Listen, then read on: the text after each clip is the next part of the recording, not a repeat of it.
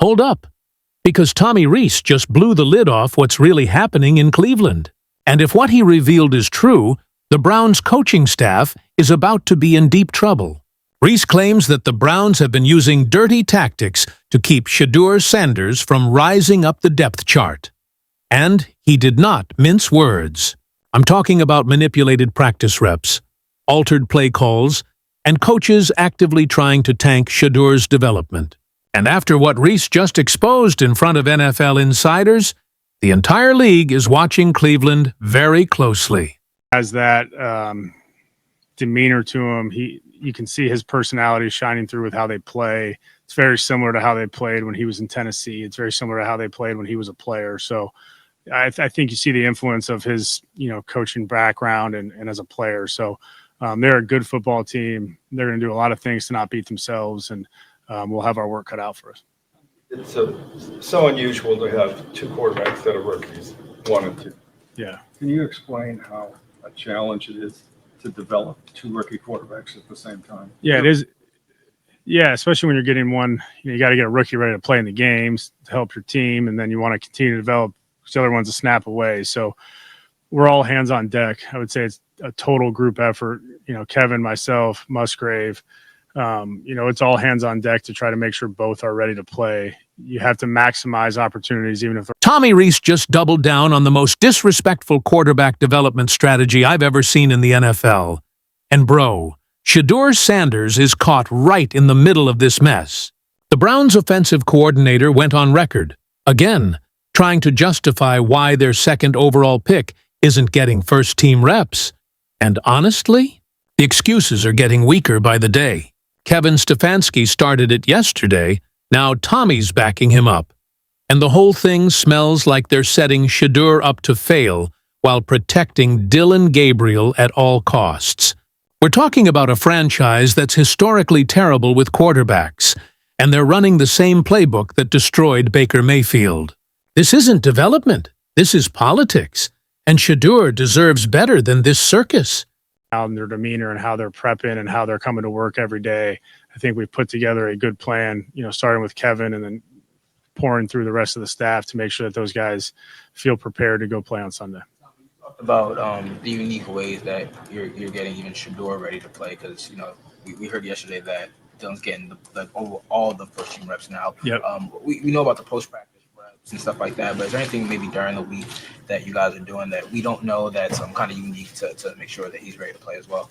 Yeah, I'd rather keep probably those in-house, just some of the tactics there. But, there's a lot of walkthrough reps that go around. There's a lot of learning opportunities that go around. There's reps built into practice that are still game plan reps that might not be with the first group all the time. So definitely using all the resources we have to make sure that we maximize them. Kind of playing in that room in terms of helping both of those guys, with what they need. Yeah, he's played in this league. He's been around, some really good players. Look, I'm not even going to sugarcoat this one for you. What's happening in Cleveland right now is exactly why Deion Sanders warned his son about certain organizations. You remember all that noise during the draft?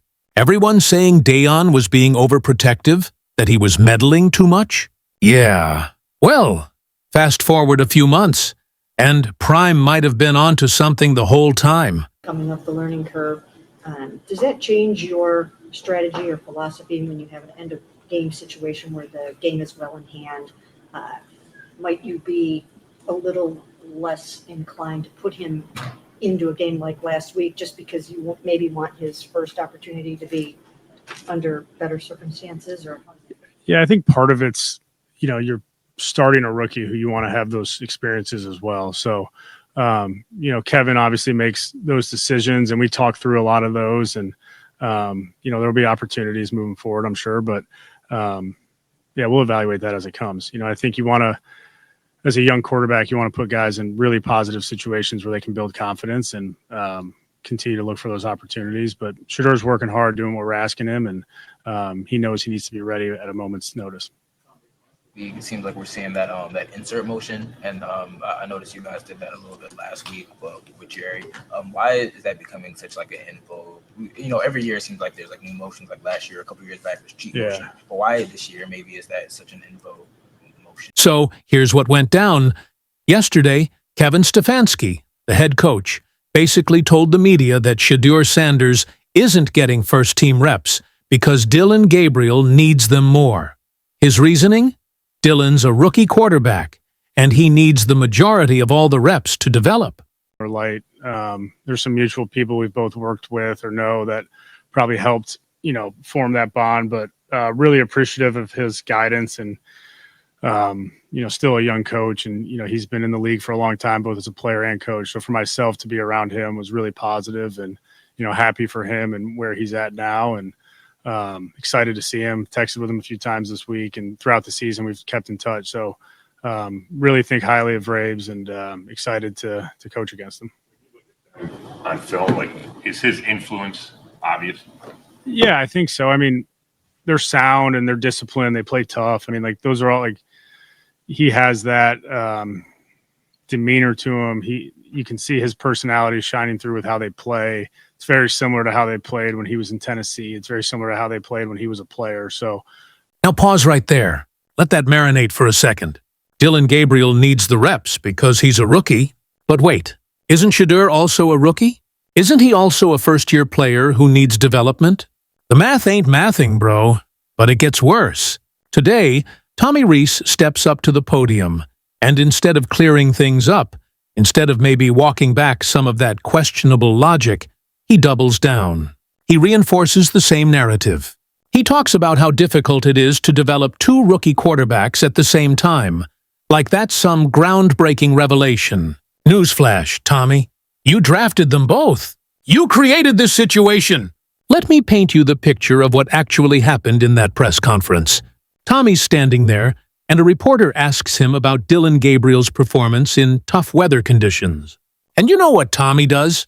He goes on this whole spiel about ball security, about how Dillon made the right decisions in wet conditions, how he managed the game well.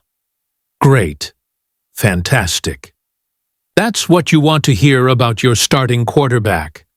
But then the reporter hits him with the real question. The one everyone's been waiting for. They ask him about the unique situation of having two rookie quarterbacks, both drafted high, and how challenging it is to develop them simultaneously. And this is where it gets interesting, fam. Tommy admits it's unusual. He says it's a challenge. He acknowledges that when you're getting one rookie ready to play in games, you still want to develop the other one because he's a snap away. Now, on the surface, that sounds reasonable, right? But dig deeper. What he's really saying is this. We're prioritizing Dillon Gabriel's development for actual game situations, and Shedeur, well, we'll figure out some creative ways to get him ready just in case Dillon gets hurt. That's not a development plan. That's a backup plan. And Shedeur Sanders didn't get drafted to be nobody's backup. Tommy goes on to say they're being creative with how they get Shedeur extra reps, since there aren't a ton of reps to go around. He mentions walk-through reps, learning opportunities, game plan reps that might not be with the first group. Basically, everything except actual first-team reps with the starting offensive line, the starting receivers, the guys he'd actually be playing with if he got in the game. And here's the kicker. When a reporter asks him to elaborate on these unique ways they're getting Shedeur ready to play, you know what Tommy says? I'd rather keep those in-house. Just some of the tactics there. Bro, what? You're telling me you've got this revolutionary quarterback development program, but it's so secret you can't even give us a hint? That's sus, man.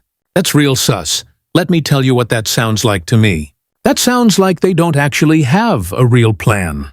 That sounds like they're making it up as they go along. Because if you had a legitimate, effective strategy for developing both quarterbacks, you'd be proud to talk about it. You'd want people to know you're doing right by both your investments. But instead, we get vague answers and, trust us, we got this energy. Now let's talk about the elephant in the room.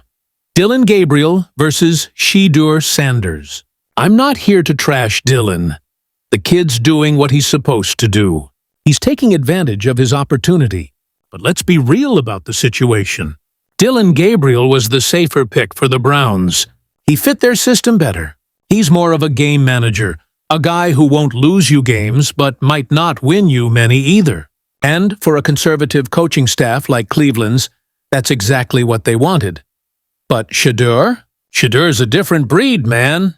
He's got the arm talent, the confidence, the leadership qualities that you can't teach. He's been playing in big games his whole life. He's been coached by one of the greatest cornerbacks ever to play the game. He knows what pressure looks like. He knows what it takes to win. But none of that matters if they won't give him the reps to prove it. And you want to know what's really messed up? Tommy Rees sits there and praises how bought in both quarterbacks are. He talks about how Shedeur's working hard, doing what they're asking him, understanding how important those opportunities are. Translation: Shedeur's being a good soldier, keeping his head down, not complaining publicly about getting shafted. Because that's what you have to do as a rookie, right? You can't rock the boat. You can't demand better treatment. You just gotta trust the process. But here's my question. What process? The Cleveland Browns have destroyed more quarterbacks than they've developed. We're talking about a franchise that's gone through more QBs than some people go through pairs of shoes. Baker Mayfield? Ran out of town. Johnny Manziel? Disaster? Brady Quinn? Bust. Brandon Weeden? Please. The list goes on and on and on. And now they've got Shedeur Sanders, a quarterback with legitimate franchise potential, and they're treating him like a third-string emergency option. They're not giving him first-team reps.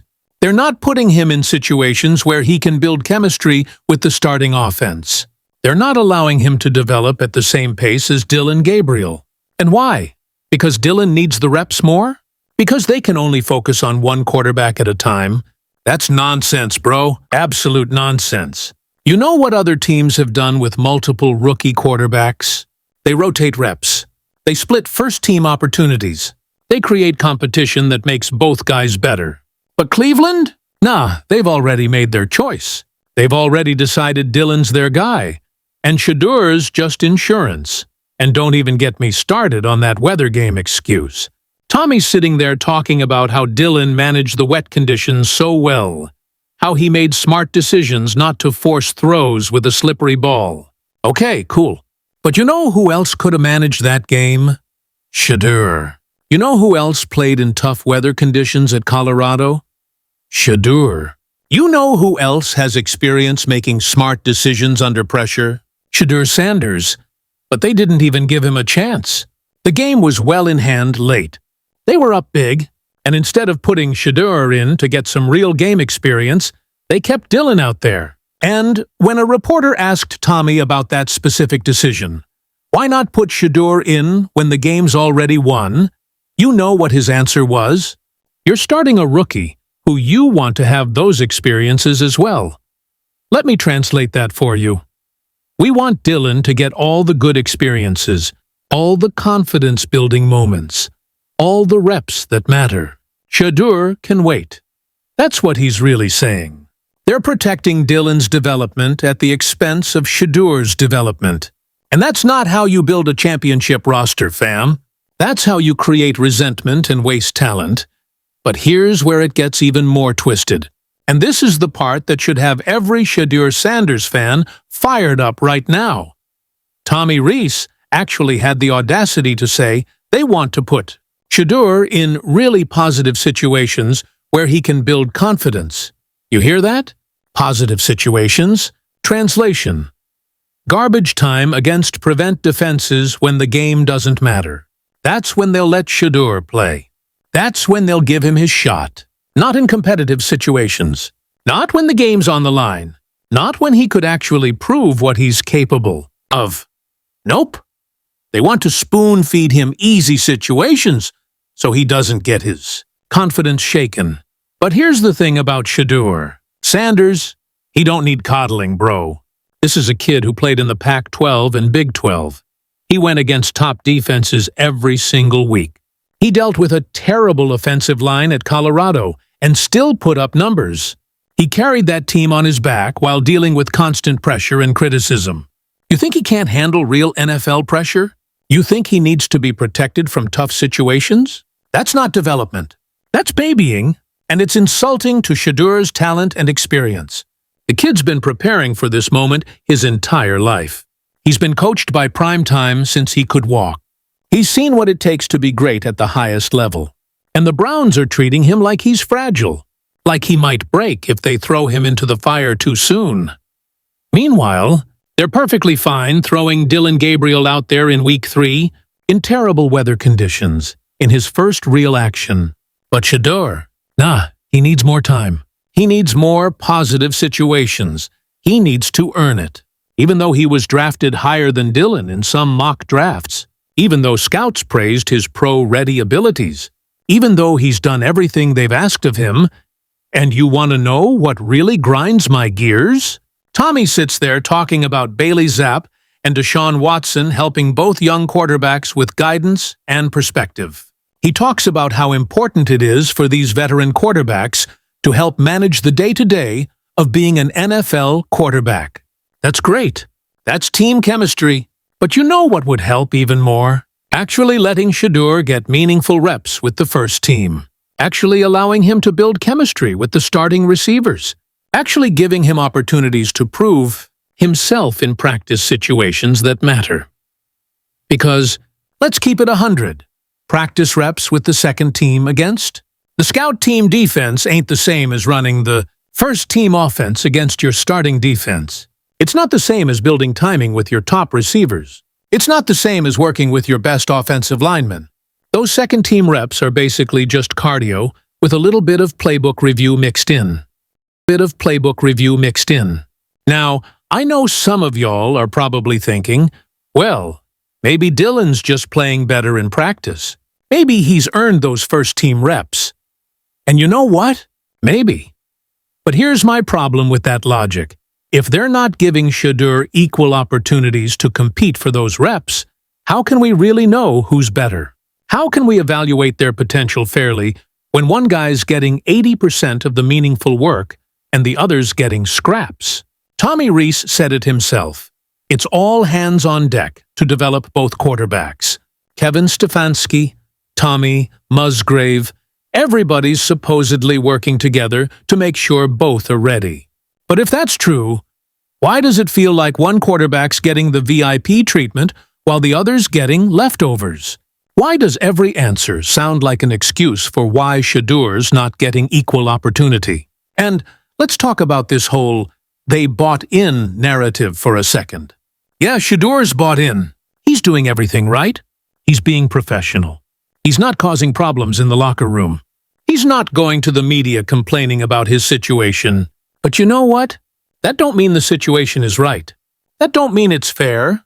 That just means Shedeur's a professional who understands how the game works as a rookie. But let me ask you this. How long should he stay quiet? How long should he accept being the perpetual backup while Dillon gets all the developmental opportunities? Because here's what's going to happen if this continues. Dillon's going to get better and better from all those first-team reps. He's going to build chemistry with the offense. He's going to get comfortable in the system. And Shedeur? He's going to stagnate. His development's going to plateau. And then when they finally do give him a shot, probably, in a desperate situation when Dillon's struggling or injured, he won't be ready because they never actually developed him properly. And then you know what the narrative's going to be. See, we knew Dillon was better all along. Shedeur just didn't have it at the NFL level. Never mind that they never gave him a fair chance. Never mind that they sabotaged his development from day one. They'll blame Shedeur for not being ready when they're the ones who never prepared him. That's the Cleveland Browns playbook, fam. We've seen it before. We'll see it again. They draft talented quarterbacks, mismanage their development, throw them to the wolves at the wrong time, and then act shocked when it doesn't work out. Baker Mayfield's out here balling with Tampa Bay now. Maybe Shedeur will be the next Browns quarterback to succeed somewhere else after Cleveland wastes his potential. Now, I want to be fair to Tommy Rees for a second. He's not necessarily the villain here. He's the offensive coordinator. He's probably following directives from Kevin Stefanski and the front office. They made the decision to prioritize Dillon. Tommy's just executing that plan. But what frustrates me is the lack of transparency. The vague answers. The trust the process energy when their process has historically been trash. If you're gonna make Dillon the starter, fine. Be upfront about it. Tell everyone that's your decision, and Shedeur's the backup for now. Don't give us this "we're developing both equally" nonsense when the evidence clearly shows otherwise. Don't tell us Shedeur's a snap away when he's not even getting the reps to be prepared for that snap. Just keep it real with us. And here's what worries me most about this whole situation. It's not just about this season. It's about Shedeur's entire career trajectory. If he spends his rookie year on the sideline not getting meaningful development, that's a wasted year. He's not getting better. He's not learning. He's not growing. And in the NFL, you don't get many chances. Windows close fast. Rookie contracts fly by. And before you know it, you're a free agent looking for a new team, and your tape shows barely any playing time. Is that what the Browns want for their investment? Because whether he was the second overall pick or not, they still used valuable draft capital on Shedeur Sanders. They still invested in his potential. But potential means nothing if you don't nurture it. Potential means nothing if you don't give it room to grow. Let me paint you a different scenario real quick. Imagine if the Browns actually committed to developing both quarterbacks equally. Imagine if they rotated first-team reps. Dillon gets Monday and Wednesday. Shedeur gets Tuesday and Thursday. Both get work on Friday. Imagine if they created real competition where both guys knew they had a legitimate shot at the starting job if they outperformed the other. Imagine how much better both quarterbacks would be from that iron-sharpening iron mentality, but instead, they've created a hierarchy. They've established that Dillon's the guy and Shedeur's the insurance policy, and that kills competition. That kills motivation. Why would Dillon push himself to be great if he knows the job's already his? Why would Shedeur stay motivated knowing that no matter how good he looks in practice, he's still not getting those first-team reps? This is organizational malpractice, plain and simple. And the crazy part? Tommy Rees basically admitted it in this press conference without even realizing it. He admitted they can't figure out how to develop two rookies at the same time. He admitted they're being creative with Shedeur's reps because they can't give him proper ones. He admitted they're trying to find positive situations to build his confidence, which means they're not confident in him for real situations. And before we wrap this up, I need you to think about something real quick. What happens when Dillon struggles? Because he will. Every rookie quarterback struggles at some point. It's inevitable. The NFL's too fast, too complex, too difficult for every game to go smoothly. So when that moment comes, and it will come, what's the plan? You gonna throw Shedeur in there cold with no first-team chemistry, no real game experience, no proper preparation? That's setting him up to fail too. The Browns have created a lose-lose situation for themselves. They've put all their eggs in the Dillon Gabriel basket, and if he cracks, they got a backup quarterback who they never properly developed. That's not good roster management. That's not smart team building. That's hoping everything goes perfect and having no real contingency plan. And look, I want to see both these young quarterbacks succeed. I got nothing against Dillon Gabriel, but I'm a Shedeur Sanders fan, and I'm watching a talented quarterback, one of the most pro-ready prospects in the draft, get wasted by an organization that doesn't know how to develop quarterbacks. It's frustrating, it's infuriating, and it's completely preventable. Shedeur Sanders deserves better than this. He deserves equal opportunity to compete. He deserves first-team reps. He deserves to be put in situations where he can actually grow and develop. Not walk-through reps, not scout team reps, not garbage time situations when the game's already decided. Real reps, real opportunities, real development. But as long as the Browns keep running this game plan, as long as Kevin Stefanski and Tommy Rees keep making excuses about why one rookie needs all the reps, while the other rookie can just figure it out somehow, Shedeur's potential is going to be wasted in Cleveland. So here's my final thought on all this. And I want you to drop your opinion in the comments because I know this one's going to be controversial. Do you think the Browns are intentionally sabotaging Shedeur Sanders' development, or are they just incompetent? Because honestly, I can't decide which is worse. Either they're deliberately holding him back for some political reason, maybe they don't like Deion's involvement, maybe they don't want to admit they were wrong about prioritizing Dylan, or they genuinely don't know how to develop two quarterbacks at the same time, which is pathetic for an NFL organization. And the bigger question, how long should Shedeur stay patient?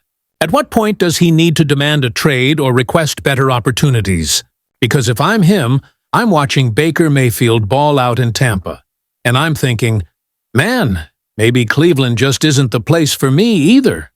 Let me know what y'all think in the comments. Are the Browns doing Shedeur dirty, or am I overreacting?